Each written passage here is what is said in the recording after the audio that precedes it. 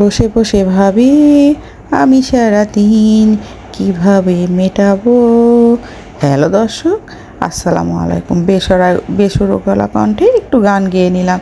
গানটা কেমন হয়েছে জানাবেন কিন্তু। আর এই যে জ্যান্ত হাঁসটা না, আজ অনেক দিন ইচ্ছা হয়েছিল রাজহাঁসের মাংস খাবো। তো রাজহাঁসের মাংস খাবো ইচ্ছা হয়েছিল, তো যেমন ইচ্ছা করি মহান আল্লাহ তাআলার অশেষ সহমতে মাশাল্লাহ মাশাল্লাহ আল্লাহ সকল ইচ্ছাই পূরণ করে, তাই না? দেখেন, যেটা ইচ্ছা করা হয় সেটাই আল্লাহ, যেভাবেই হোক আল্লাহ সকল ইচ্ছা পূরণ করে। ইচ্ছা পূরণ করার মালিককে আল্লাহ। শুটকিও কিন্তু নিয়ে আসছি, দেখেন কত রকম শুটকি নিয়ে আসছি। আর এই এত রকম শুটকি কিন্তু আজকে আমি একটা শুটকি ভর্তা করব। আর এই যে নারিকেলটা আজকে নিজে হাতে নারিকেল দিয়ে আমাদের মতো করে, আমার নানি দাদিদের মতো করে রান্না করব রাজহাঁসের মাংস। ও মাই গড, ভেবেই তো কুল পাচ্ছি না। আমার না বেশ কিছু কথা আপনাদের কাছে জানতে ইচ্ছা করে, জানেন? আচ্ছা, আপনারা এত সবাই দেখছেন, এত এত ভিউজ উঠতেছে, কিন্তু লাইক কমেন্ট করেন না কেন? কোথায় ভুল ত্রুটি হয় আমি জানতে চাই। ভুল ত্রুটিগুলো যদি আপনারা একটু ধরায় না দেন কেমন হয় বলেন তো। আমার না খুব ইচ্ছা হয় আপনারা আমার ভুল ত্রুটিগুলো ধরায় দেন, তাহলে আমি বুঝতে পারবো যে আমার ভিডিও মেক করাগুলো কোথায় ভুল ত্রুটি হচ্ছে। মাশাল্লাহ, আপনারা যদি আমাকে ধরায় দেন আমি ইনশাল্লাহ শুধরায় নেওয়ার চেষ্টা করব। যাই হোক, আমি কিন্তু সেই আদিকালের মতো কোনো ব্লিন্ডারে ব্লিন্ড করি নাই।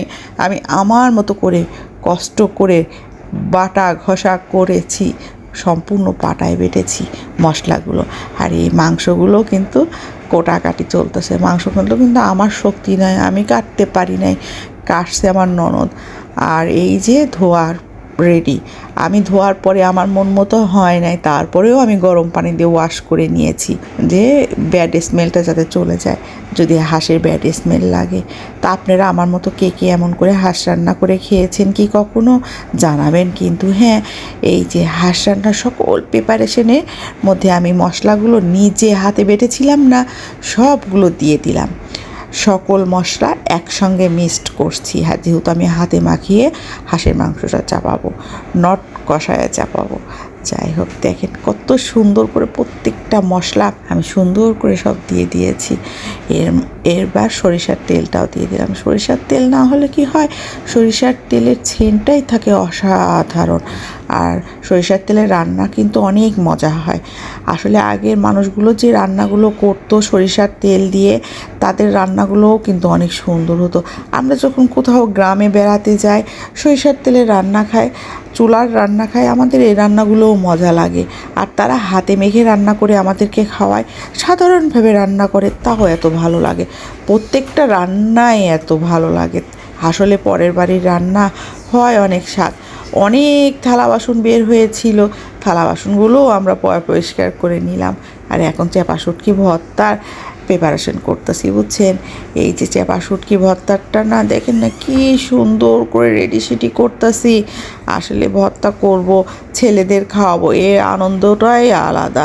যাই হোক, এই যে মাংস রান্নার লোকটা দেখেন কত সুন্দর এসেছে। আপনারা কিন্তু কমেন্টে জানাবেন আমার মতো করে কে কে এমন সুন্দর করে রান্না করেন। আর এই যে চাপা শুটকি দেখেন, একদম প্রিপারেশন করতেছি নিখুঁতভাবে। কাটাগুলো বেছে নিয়েছি, নিয়ে একটু ব্লেন্ড করে নিয়েছি।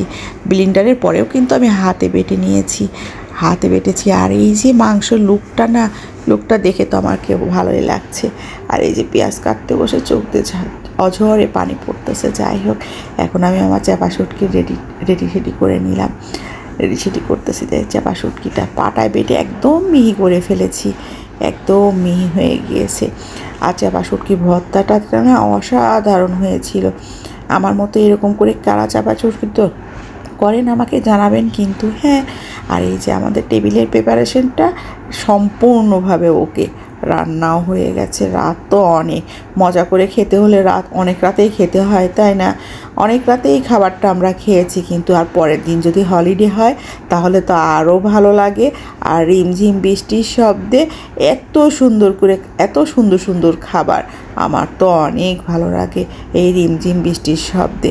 আর সবার কাছে যখন জিজ্ঞাসা করি রান্নাটা কেমন হয়েছে, কিউট বেবিটা বলে অনেক সুন্দর হয়েছে, তার রিভিউটা অনেক ভালো লাগে।